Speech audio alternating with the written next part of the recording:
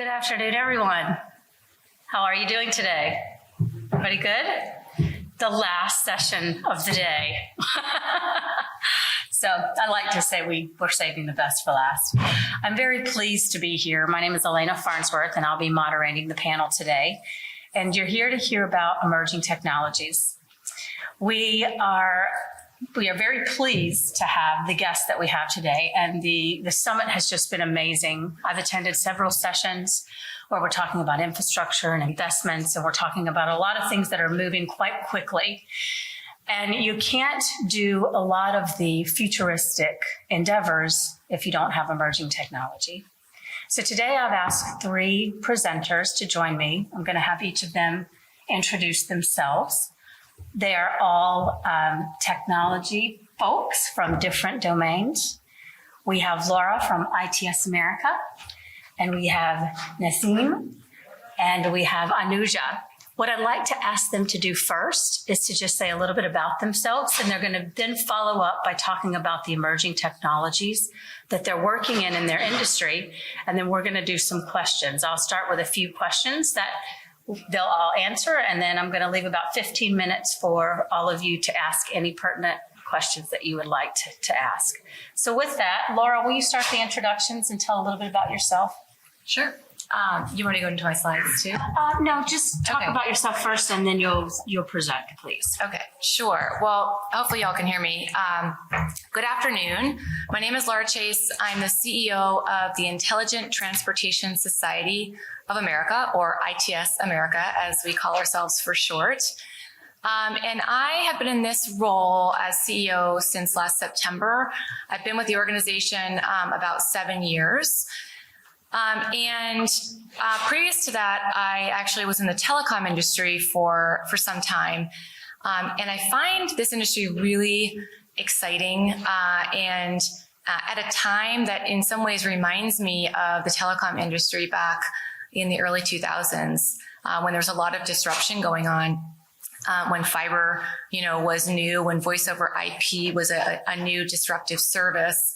And in the telecom industry, in the transportation industry, we're seeing a great amount of disruption.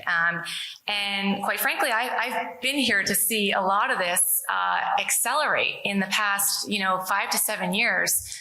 We've really seen technology take off. I come at this from a little bit of a different angle than some might expect.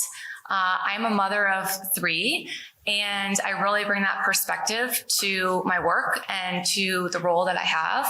I'm doing this because I want to create a better future for my kids. I want them to be safe, no matter how they're getting from home to school or to work or to a friend's house. And I really truly believe that that technology deployment in our transportation system can provide safety benefits, cleaner air for our communities, and more access for everyone. So I come at it with that personal perspective, and also being a woman in the industry, there aren't as many of us as Elena knows all too well. And so bringing that perspective as well, because, everyone, whether it be your gender, your race, your ethnicity, you might experience a different type of transportation system than others. And I think it's important to tell those stories and bring those perspectives into the industry so we can make better decisions and better outcomes for everyone. So that's just a little bit about my background and why I'm here today. I hope you hear me. Hello, thank you for having me today. My name is Nissim Titan. I'm the CEO of Forecast. Forecast is an Israeli company specialized in decision intelligence AI platforms. A little bit about myself. For the last 20 years, I have developed state-of-the-art decision-making technologies, mainly for defense, emergency management, healthcare, and gas and oil pipelines. Just a short story why I did this. When I started in the defense market 20 years ago, and there was a lot of information, a lot of data. We had C4I systems, we had BI systems, a lot of reports and information, but when you sat down with a decision maker at the end of the day, an operational one, he would tell you, I don't know how to make decisions. I don't have the right information. And this is when I decided, and it became one of my passions, to work in the decision-making technology area. And for the last 20 years, this is what I've done. And later on, I'll explain a little bit more about decision intelligence. Another important thing is that through the beautiful platform of SelectUSA, we have invested and expanded and opened subsidiaries here in the US that are working mainly in decision intelligence, and later on we'll present it. Thank you. Anuja? Hi.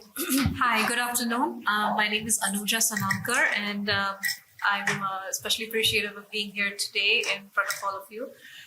I'm the founder and CEO of Steer, where Steer builds autonomy solutions for custom applications. We do low-speed autonomy, mostly for private geofenced areas, yards, depots, automation. And I'll talk a little bit more about it a little later.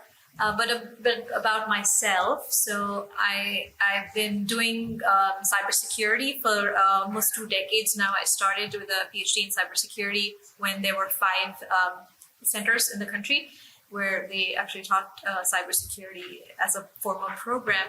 And I basically spent my career doing cybersecurity work in various different domains, starting with the United States Defense Services, building secure infrastructure.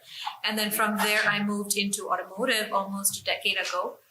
And Elena and I were one of the earliest people trying to say there is a cybersecurity problem in the automotive industry, when the industry was like, no, those two words don't go together in the same sentence. And so what started there has been a very interesting journey. Steer is actually my 3rd startup in this space. My last 2 were acquired in the automotive space itself. And this time around, I wanted to focus on cybersecurity as a layer, a very important layer in there, but also on what the outcome, the feature was. And so we decided to focus on low-speed autonomy in there. Thank you. So I've asked the presenters today to give a little bit of the information that they have in their industry, because as you can tell, we have various expertise on the panel today. And so Laura is going to talk a little bit more about ITS America, some of the things that she's seeing, and then we'll move ahead with that. So Laura?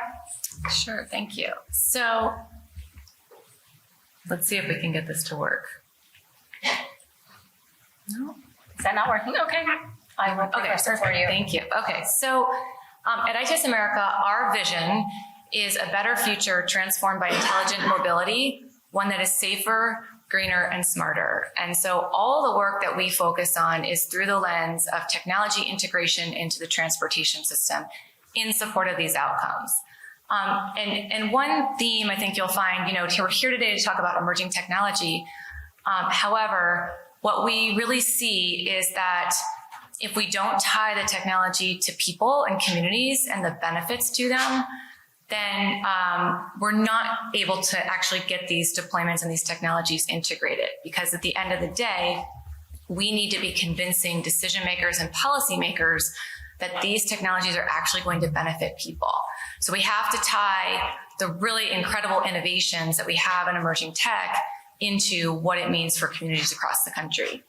Go to the next slide. So who are we? So we are a public-private academic organization, a trade association, about 250 members.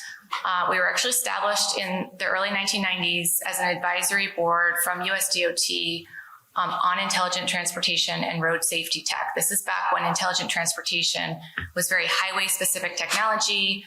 It was I would say, much narrower focus than we have today.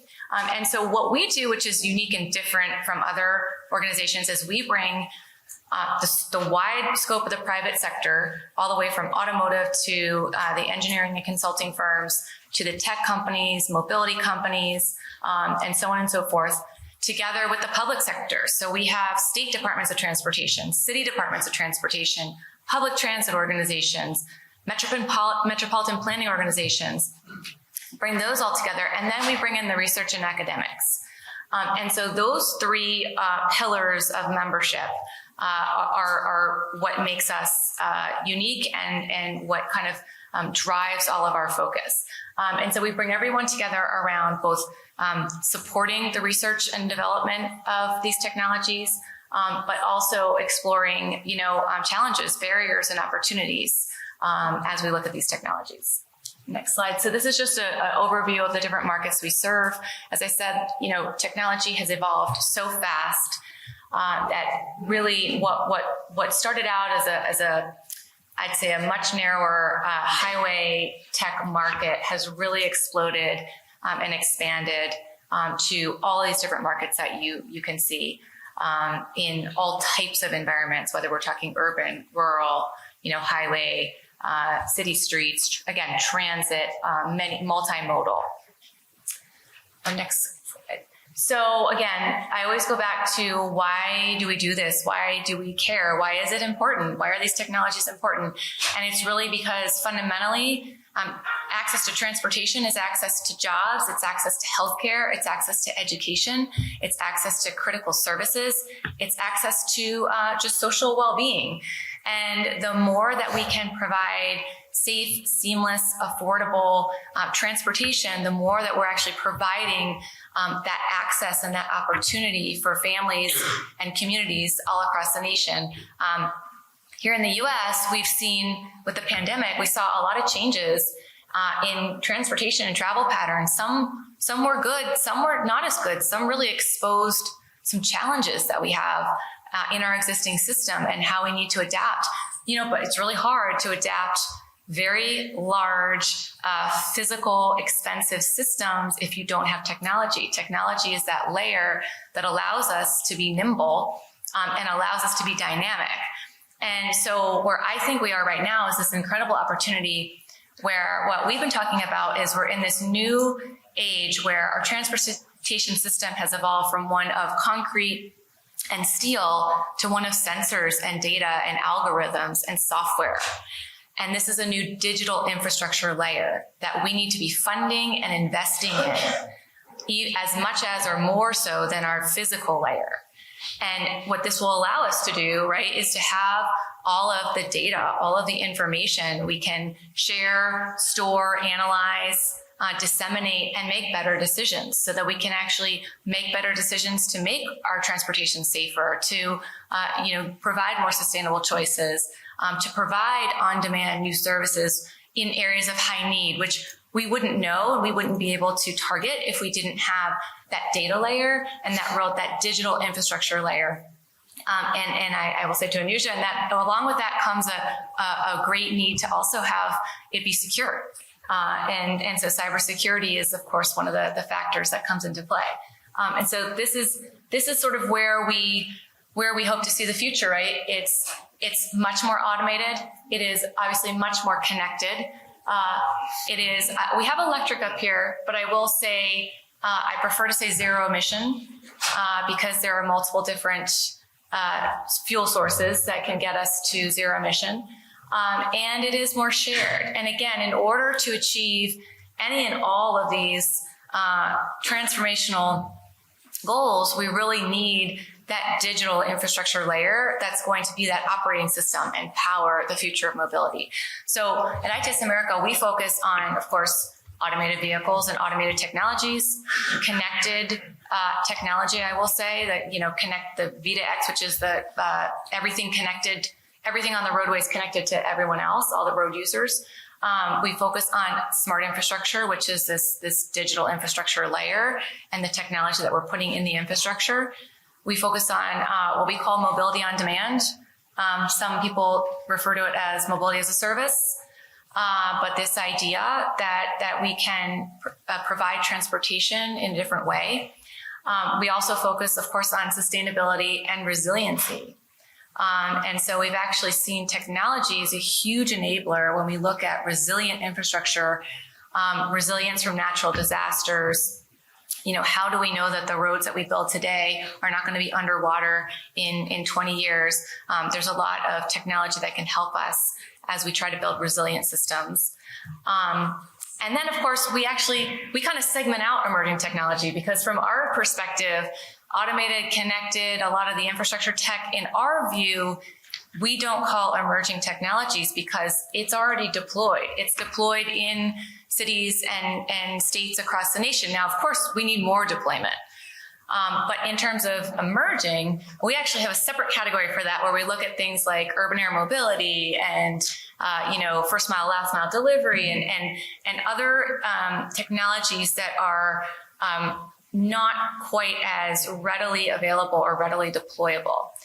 And so that's kind of the scope of issue areas that we focus on. Sorry, and so we actually have one thing that I think is really beneficial and unique is we have global partners. So we have partners in Asia and in Europe.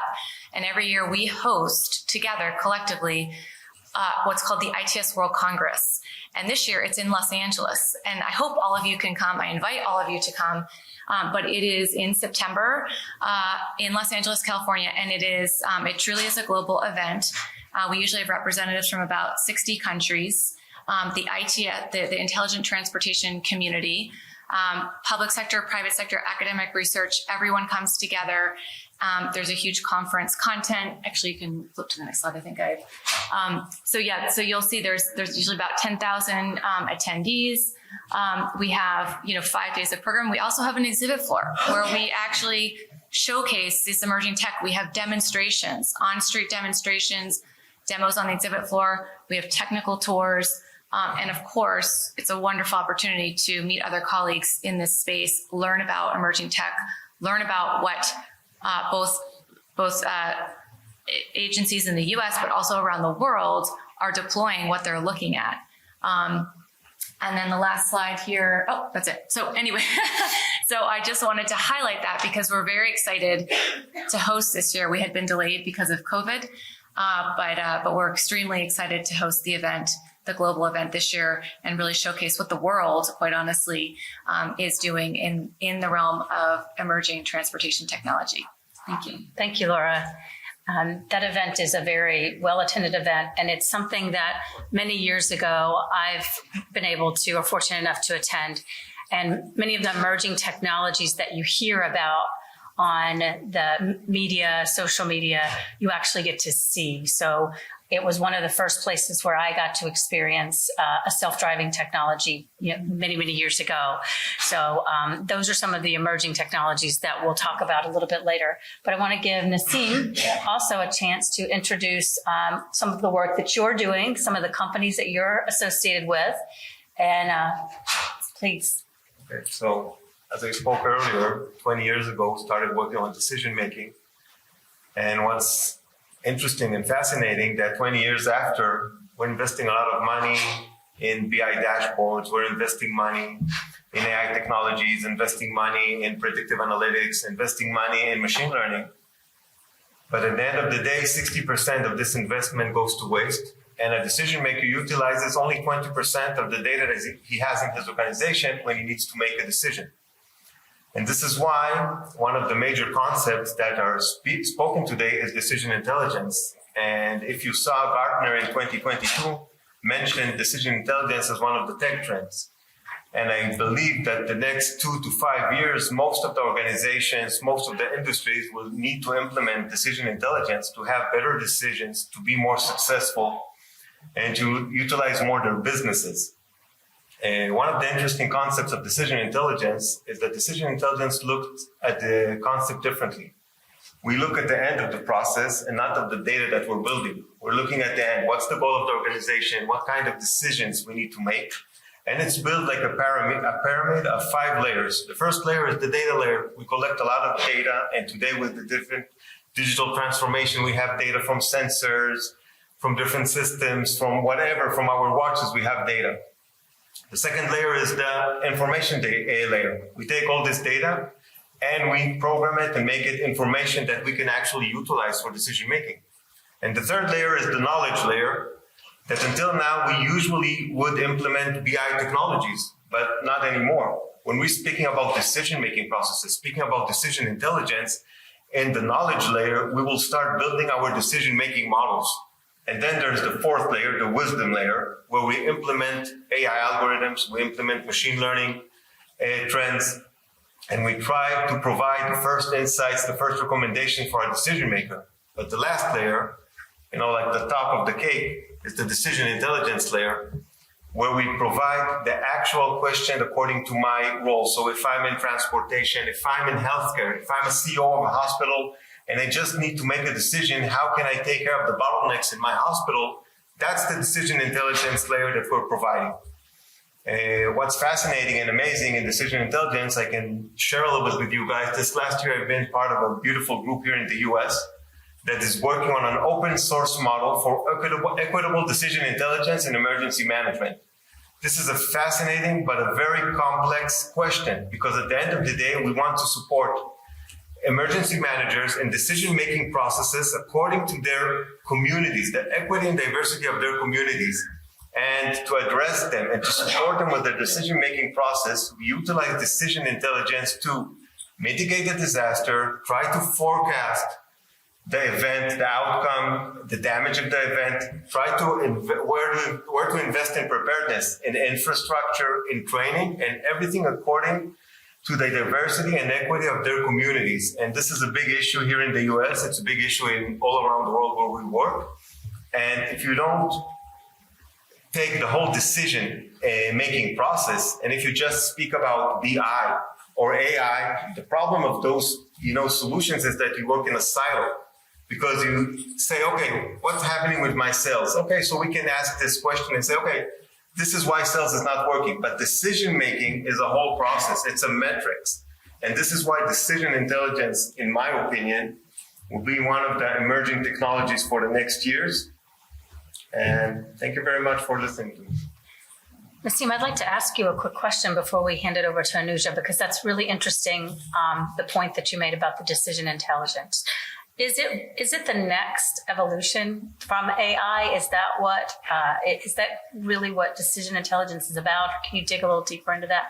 Okay, so decision intelligence is not the evolution of AI, but AI can enable decision intelligence. Got it. So decision intelligence is actually the evolution of the first time we start supporting decision makers in real decisions with technologies, and not just having dashboards or answering one question with AI. This is what decision intelligence is bringing to the table. Interesting. Okay, we'll expand on that in just a moment. I want to give Anuja a little bit of time to also go through what her area of expertise is, so we could tie this all together with the emerging technology side discussion. Anuja? Thank you. So I'll talk a little bit to give you a sense of what STEER is about and what really the value proposition is that we bring here.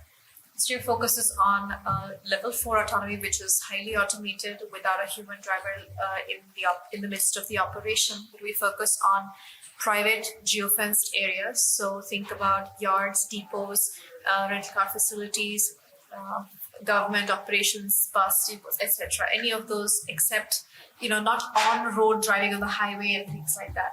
So I'll just go to the next slide. Thank you. So we'd already talked about ourselves, so I'm not going to talk about myself again, but I will say that I will give a shout out to the United States, and this is actually my third startup, and all of them were based here in the US. And I will say that it's been, the last 10 years has been amazing to be in this industry, in this ecosystem here.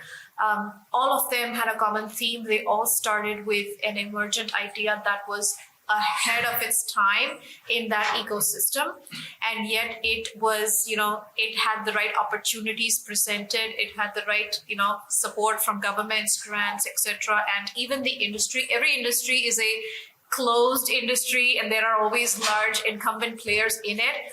However, in transportation and in mobility and in automotive, you will find that you have those, but you also have room to innovate. And so we just, happen to be right place, right time, right energy, and successful here. So STEER follows the same theme. We're in the same domain, but we're focused at the intersection of autonomy and cybersecurity. And we're focused on really the portions of autonomy that can be realized and deployed today. So all of STEER systems are in operation and deployment today. And our major markets are divided into fleets, so either rental car fleets or logistics, last mile delivery fleets, or emergency response fleets. Commercial, like class 8 trucks, buses, etc. And then passenger vehicles, your typical cars, SUVs, sedans, light trucks, and also military applications on forward bases and other areas where we're doing some form of autonomy and flight ops and things like that. So we found ourselves just in the last 2 years in the rise of the pandemic, newer challenges, same technology, same applications. Drivers could not show up to work. They were sick, but fleets still had to go out and deliver. People were coming in, rental cars went down, but you had the turnover, so you don't want to add another human in the mix. We also found a uptick in electrification strategies, and green goals set up by many large organizations moving towards electrification. The biggest showstopper barriers were electric vehicle charging infrastructure. And how do you put that into better utilization? How do you use the same infrastructure and double, triple up and multiplex that across your fleet so you can have more fleet ready to go and operating? Outside of the shift hours, they can cycle through charging without drivers and be ready before the drivers arrive and things like that. So many applications. And I'll go to the next slide. Okay. So the classes of vehicles we support today started from the very smallest vehicles where we focused on passenger comfort and safety, and quickly moving up the chain, up the food chain for as far as vehicles are concerned. Again, always focusing on safety throughout every single vehicle. The three main goals are optimization of operations, safety, and comfort. And so as you go up into the commercial space, really optimization of operations and true safety of people and goods and operating environments really took precedence in those areas. So we're able to provide reduced driver detention time. Your drivers can, drive, go out, make the trips, deliver the products, come back in, get off, and your trucks can go park themselves. The drivers can go clock out. That allows higher performance, higher productivity, more product out the door, more deliveries out the door, increasing fuel efficiency in this day and age, especially with the way the graph is going with fuel. It really, really helps to be able to get those vehicles to operate at computer accuracy levels and be able to provide that much more in your whatever your fuel strategy is. And again, lot safety. I'll get the next slide. But overall, all of these culminates together into all kinds of driverless yard operations and vehicle asset management, all of that combined together, finding, locating your assets, putting them together, giving them from decision analytic platforms, giving them the intelligence they need to now go and execute and take action on something. You have a vehicle, you have a run of operations saying that in another 35 miles, truck XYZ is now going to need maintenance. So you can do a preventative check to get that truck in, and it drives itself to the maintenance yard and things like that. So a lot of offshoot applications, but same technology. So these are some, I just put some pictures up. Some are graphics and some are actuals of some of the work we've done. So again, electrification without requiring the drivers to get that automated off-duty cycle. The next slide shows yard and depot automation, moving vehicles around. The next one shows, logistics and last mile delivery operations. So sneaking up in a queue, waiting for your turn to get the vehicle loaded and then out the door is a colossal waste of time, especially in the pandemic when they could not deliver enough and fast enough. So that was and then the last one, this has been a very interesting, where we have helped in pandemic resilience and also disaster recovery. So if there was a fire and you had to move 300 vehicles all of a sudden just to move them 1.5 miles away in record amount of time, how would you do that? Or you have a fleet of vehicles sitting in your yard and the governor announces a moratorium on in-person operations. And so when you come back, either the brakes are shot or the vehicles there require transmission changes and things like that. So how do you winterize, or how do you make movement? So that was another aspect that we were able to apply ourselves to. Go to the next slide real quickly. And this is how all the magic happens. There's a small kit with artificial intelligence. It has the ability to read sensors, and it has the ability to execute on those decisions based on an overarching goal. Those goals can be customized to your operations. So if you want fueling, if you want maintenance, if you want something else, it can do that. I'll go to the next slide real quick. And this is some of our, user-focused and fleet-focused apps. I'll go fast here. Sure. This is how this is interesting because this is how the vehicle looks once it's connected with all the sensors. And when we deploy, we will actually send a team out there with the vehicles, install, operating, and we will do installation and training.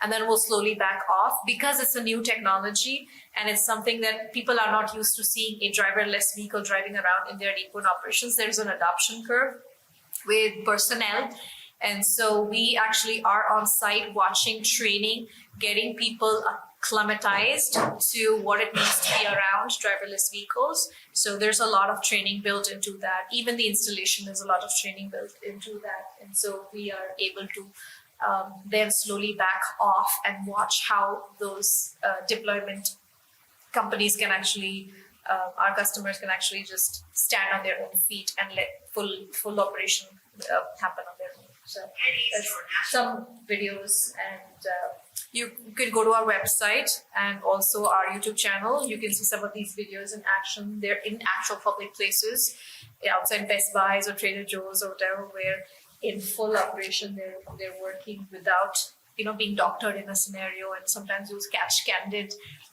reactions from people who were not expecting it to be a driverless vehicle inside until it passes you and you actually get to see inside it. And the last slide just talks about, some of the gratitude I share about how we've been presented in this slide and the next one, some of the awards we've received and some of the coverage we've been fortunate to have covered. Well, thank you, Anuja. That's really wonderful. One of the things that I noticed that all of the panelists talked about is the emerging technologies. Each of the individuals that are sitting here have been working in over a decade in a world where the technologies are moving quickly. I'd like to ask each of you to talk about what are some of the technologies that you're seeing today, because emerging technologies are those who just can't be realized yet and that are moving very quickly. What are some of the technologies that you're seeing today in your specific industry, and what are the challenges that they're facing with going to market? Laura, do you want to start since you started before? Sure. So I think in that category, I think I would put a couple things. So first mile, last mile delivery broadly, but personal delivery devices, those are, you've seen the sidewalk robots, right, that deliver food and goods and things. So those, and there's a large category of what personal delivery devices contain. But really over the past couple of years, what we saw was all of a sudden states started adopting legislation on PDDs. And sometimes the State Department of Transportation, the cities weren't ready for it. And all of a sudden these robots started popping up on the streets, right? And so they can serve a very useful purpose, but there's a tension too, because they are treated as pedestrians. So they might go on the sidewalk. There are some concerns about, people with disabilities or with mobility impairments being blocked by them. And so, that's one area where I think we've seen a real increase in PDDs. And one use case that we saw during the pandemic that was interesting was actually in healthcare, because PDDs, while they had started out as I'm sure you've all heard, on a college campus, deliver the kids pizza, right? You can order Starship to get your pizza, or Scout, whichever one you're talking about. Well, then during the pandemic, what happened was there was this massive need for massive labor shortage, right, in hospitals. And so all of a sudden you saw hospitals really interested in this use case and in this new technology to be able to deliver, rather than having to have a nurse or a hospital worker having to deliver medicine or other stuff within the hospital, that they could use these PDDs. We also saw a lot of examples with this in transferring vaccines among hospital complexes, right, during the pandemic. If you could have, and I'll actually call that more of a smaller autonomous vehicle that was driving on the roads, not fit for a passenger cargo delivery only, but that was able to transport vaccine and other medical equipment, again, reducing contact points, right, reducing the need for human exposure, which at the time was highly valued, and also fulfilling this need of a labor shortage, a real labor shortage. So that's one area. Another area that is really growing, and we might see before we see autonomous vehicles at scale, is urban air mobility. And right now, I think one of the challenges with urban air mobility that we see is there's a real massive gulf between the companies developing this on the private sector side and what they want to do, and the public agencies that have to actually manage and operate and manage the airspace and the operations of these urban air mobility craft. and the infrastructure that's going to be needed to support them. And so there's really a real big gulf between what those two sides are wanting and what the expectations are. And so I think that there's definitely conversations moving forward in you see in Miami, in Los Angeles on this front. But I think there's still a lot to work out, whether you're talking about flight paths, whether you're talking about noise, whether you're talking about, even just, again, the infrastructure that's going to be needed for these aircraft to even take off and land in an urban environment. Nissim, this would be a good potential for you to talk about the innovations that you're seeing, because, again, some of the intelligence that you're talking about could be a solution. So you could potentially use innovative technologies to solve a problem of another innovative technology. Could you expand on some of the things that you see? Yeah, exactly. So speaking about decision making and decision intelligence, mainly we use AI to utilize it. And there's a lot of new startups and a lot of people developing AI and speaking about AI. But one of the major problems that they have is that they need good data. And we don't have good data a lot of time. We don't have validated data sources. This is why I explained the pyramid, that it's like a building. And if we have good data, we validate it, we can manage it, we have real-time data. And I can provide an example. For example, if we speak about emergency management and we want to speak about evacuating people when there's a flood and we need the shelters. So if we don't have the exact data of shelters in our GIS platform, then the AI algorithm can be the best one, the greatest one, but it will support bad decision-making recommendations. I see decision intelligence that, it's a process, it's a challenge, for every industry that we come to have, first of all, to collect the data, that there's regulation that we can utilize and use the data and validate it before we use it in the AI algorithm to support the decision makers and the decision-making process. And actually identify in each industry what are the major gaps. What's the problem we want the solution to do? Like you mentioned in transportation, we want to help people arrive to work. If they have money, they don't have money. So that's the issue that we want to address with our technology, and not just, someone sitting in the office and developing some kind of nice algorithm. And I've seen this happen in the past. My CTO loves to develop nice algorithms that no one needs. But at the end of the day, what's the problem that we need to address? Anuja, I see you smiling because, again, we've been in this industry for many, many years and talking about algorithms, new algorithms that need to be created. Can you expand a little bit, too, on some of the emerging technologies you're seeing and problems with it? Absolutely. I mean, this is, I second everything both of them said. What we've seen really in transportation has been intersection of, mobile, connected, automated, electrification, and starting top, going deeper is everybody was focused really on agriculture and construction and mining, and then slowly it came out from there into commercial mainstream, like last mile, like big last mile, and then into all the little itty bitty bits of last mile. And the trend I observed is you're getting closer and closer and closer to the last tenth of a mile and the 100th yard of a mile and the final meter of the yard with the personalized robots. I think that was a very important confidence building step also, and technology wise also.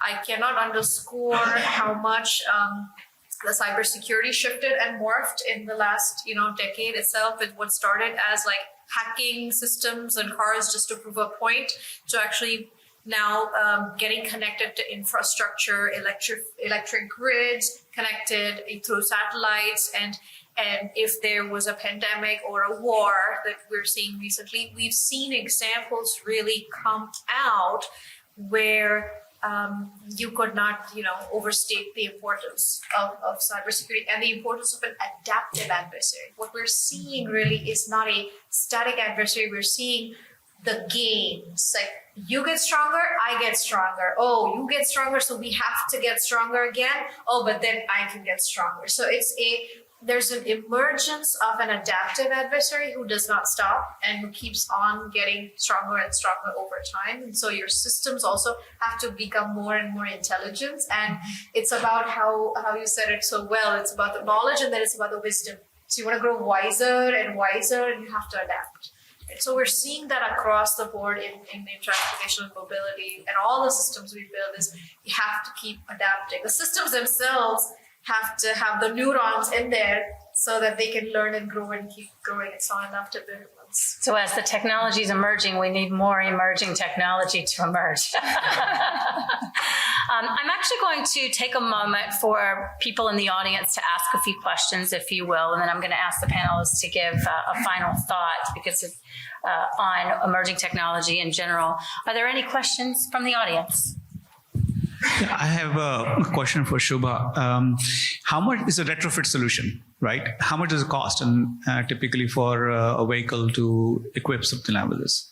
So it depends if it's on a consumer or it's on a commercial side. So it really depends. Price has many different factors, but it ranges. On the consumer side, it's about between $1,000 to $2,000.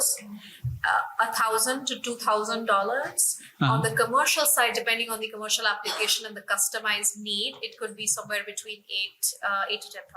So can I send you an order today?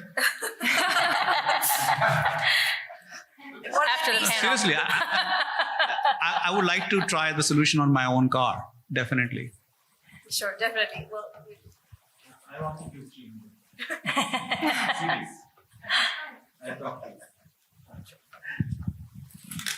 Yes, we have a question in the front. Yes. So I'm from a company called Main Info from South Korea, and we are a startup.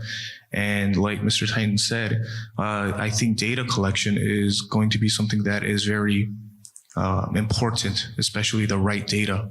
And we specialize in collecting data from a smartphone with a vehicle.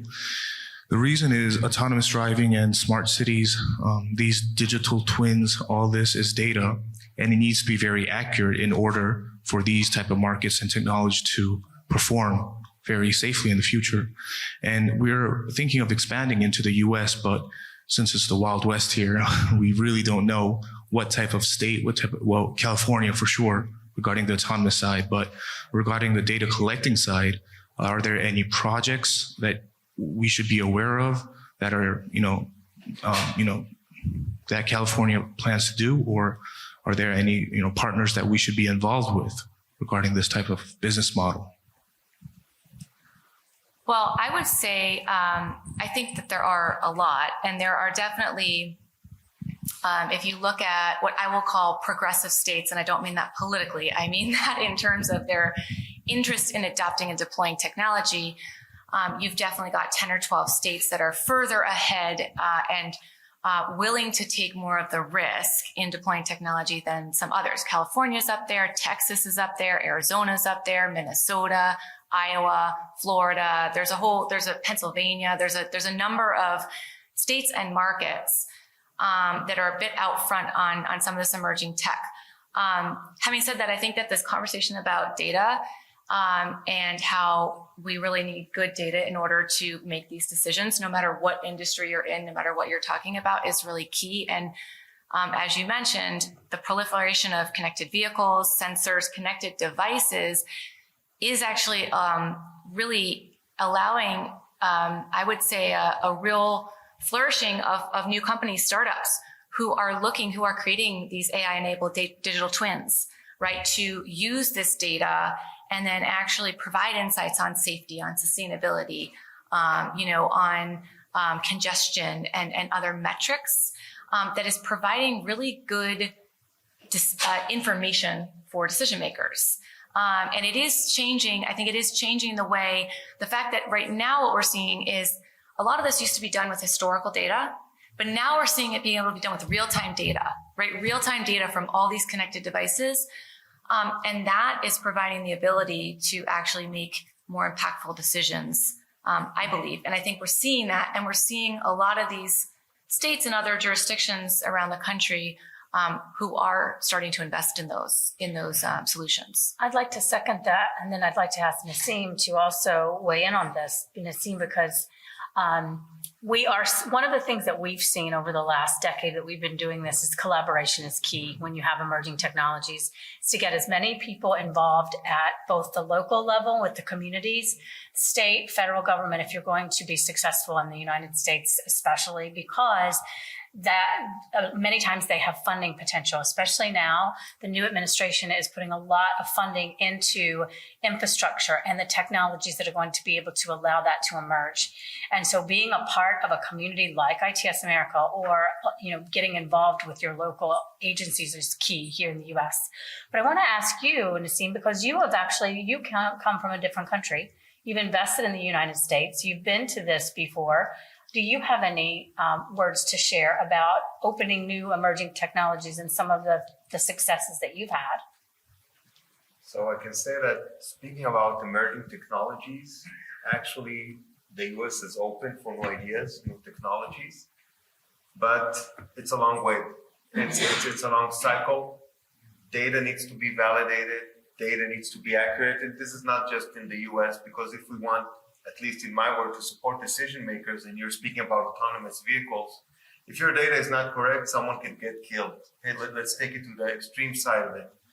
But what's important, and Elena, like you mentioned, working with the community here. So this is why for the last year I mentioned, I'm part of a group here in the US working on an open source model, hearing communities, hearing emergency managers, hearing people in diversity and equity, understanding their problems with data, with bias. So the community is open for ideas, but it's a cycle. It's a long cycle.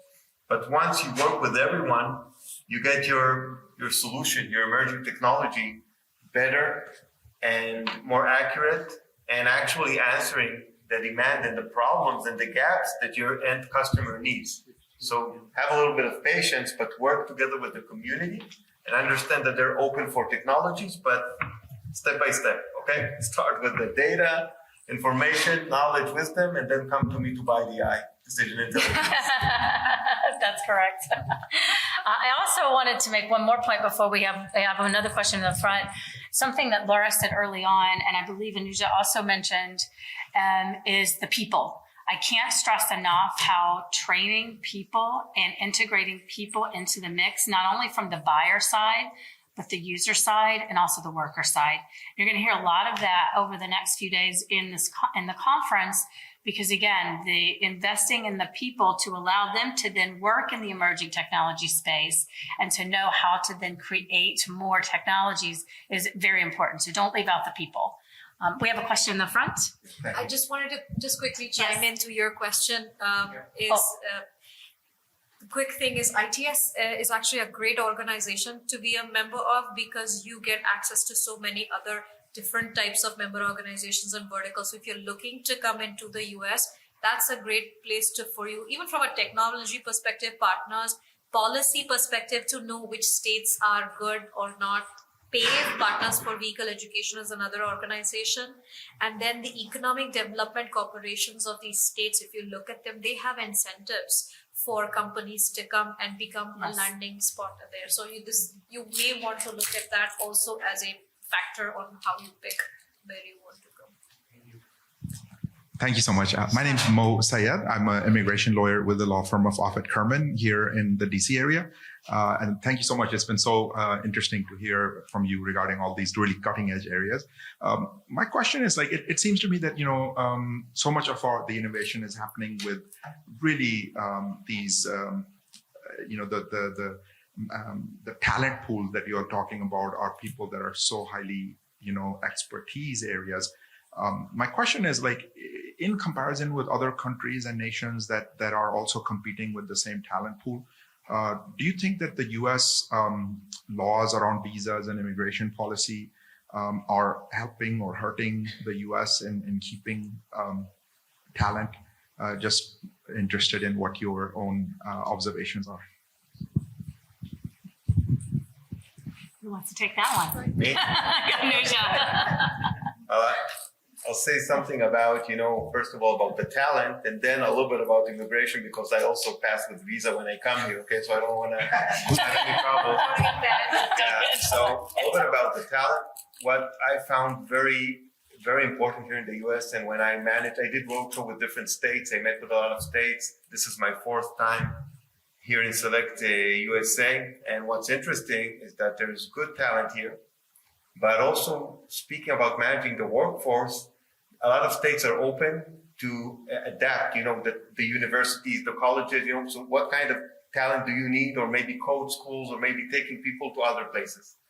Speaking about, laws and immigration and things like that, of course, from my point of view, as a guy that comes from Israel, there's a lot of technologies in Israel, all the different immigration laws put you in a place that it's more difficult if I want to come here and bring some Israeli talent to work. But, I'm behaving nice. I don't want anyone to stop me at the border. But yeah, of course. Yeah. So I'm a US citizen, so maybe I can just speak. They can't ban me now. But no, all jokes apart, I will say that STEM is an area where there is so much talent globally. Right?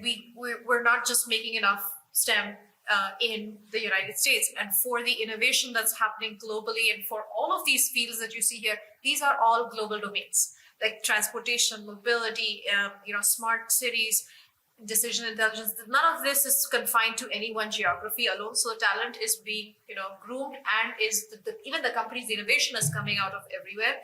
So I think we have to really focus on how can we connect all these talent pools together. Immigration laws, I can't speak too much to that because laws are what they are, and there's always motivation behind why the laws are made.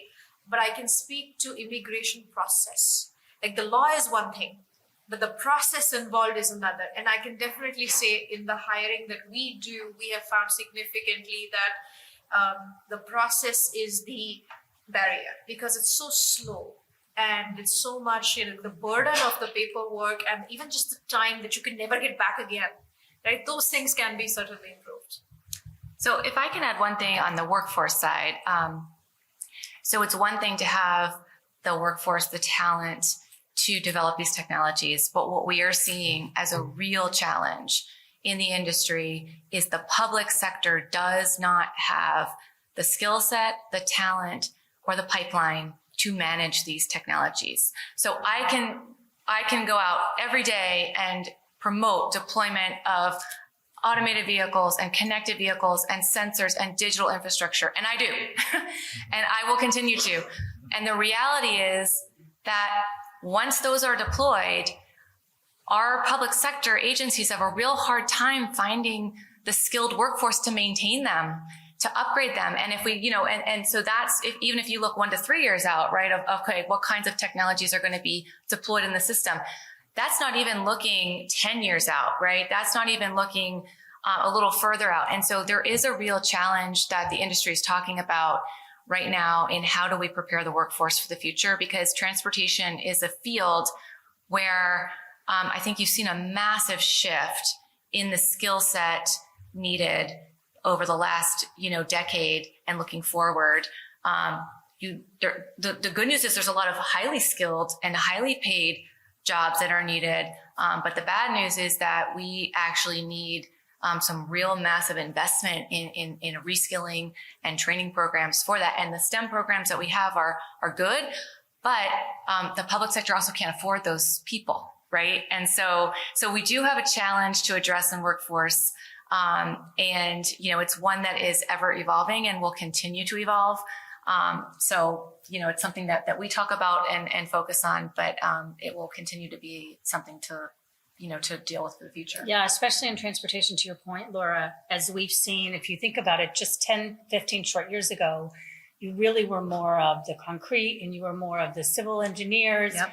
And then suddenly everything became connected. So you had this evolution of technology that occurred when the smartphone made everyone digital and began to accept more that data was your friend. And so now we're evolving that workforce that historically was very much just boots on the street, as we say, Yep. to understand the technology so they can even utilize things like decision intelligence and artificial intelligence. And there's a fear and I was in this long enough to know 20 years ago, where when you have a director or someone that's at a very high level that don't know how to use the technologies, there's a little bit more of a resistance to embrace that technology. So we shouldn't discount, again, the people side is looking at how do we encourage the leaders to also get involved and become educated in how do I pick some of these emerging technologies so that I can make my city, my community, my state, my company better. I believe we are one more question. We have time for one more question, and then I'll ask the panelists to wrap up. There's a gentleman in the back.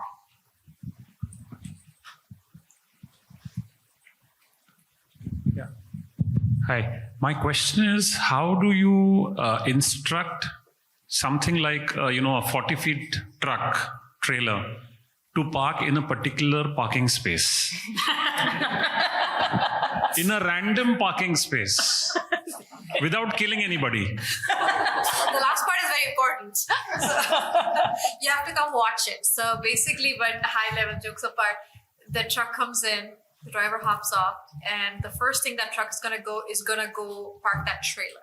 Okay, so it's gonna get rid of its trailer first, and then it's gonna disconnect from that trailer, and now you have the little front part of the truck that's going to go into a different space where it's now going to find dynamically. Again, this is not something that's pre-programmed, allocated spaces. Today, this truck parked here, tomorrow it would park somewhere else. And now it's going to figure out what's open and where can it park in a zone, in an area where it's allowed to park. So again, and some things are solved by technology, but some things are solved by policy. It's so important that you have policy in place that, okay, these are the places where only trained service professionals are out and about. So they now know that's an autonomous truck coming. How do I need to behave and operate around an autonomous truck? There's an adoption curve there. So you have to, even with human beings, you don't cross in front of a truck and they do things like that. So there's an adoption there which has to be eased in. But by all means, it can be done. There's a general method. This is a nice question. Thank you. That was a good question. I've seen it happen. It's rather tricky. So I'm going to ask the panelists just to say one last thought because we're now at the end of our time. I hope you've enjoyed the panel. But Laura, if you had to tell us one thing about emerging technology and leave the last word, what would that be? I think I would go back to something that Nissim said or alluded to, which is it's not just technology for technology's sake. We actually brought our members together this last week, and one of our city leaders said, I don't have to solve for AVs or CVs. I need to solve for safety. I need to solve for clean air, and I need to solve for equity. So how are your technologies going to help me solve for what I need to solve for my communities? And I think, and so we've talked about a lot is this co-creation model, similar to what you talked about, which is get into those communities, talk to the people, figure out what are the problems they're trying to solve, then figure out how does technology apply to that and how can that be used? Because if we don't really meet the public sector where they are in terms of what does this mean for people like me, right? In my community or my neighborhood, we're never going to get the true adoption and the true buy-in that we need. So I would leave with that, you have to recognize what people are trying to solve for and then apply the technology. Nissim, please. Yeah, well, I second that. And like I mentioned earlier, emerging technologies is about solving problems for people, but real problems that they have. And you need to validate the data, keep it simple, keep it transparent so they understand the solution, visualize it and simplify it, and keep on innovating. That's the most important And then thing. buy it. Yeah. Anuja. You come to the last lyric. Then buy it. Anuja. I will say all of the above, and I will say that emerging technology adoption really hinges on trust, and trust is a very human quality. So especially from the field we come from, where we're trying to automate more and more and reduce the reliance on human beings because of shortage and safety and, making it more equitable and all of that. However, at the end of the day, adoption really rests on humans being able to trust technology, walking hand in hand with that, and then slowly, adopting it and letting it take its course. It's here to make your life better, simpler, and easier, so you can go and focus on the things that are more important rather than taking jobs away. So really messaging and trust. That's really, I think, key. in this any emerging technology. Well, I want to thank the panel today. We're out of time. You all did such a wonderful job. Thanks for illustrating and talking through this with us. And we enjoyed you coming in and meeting with us today for this short time. So enjoy your day.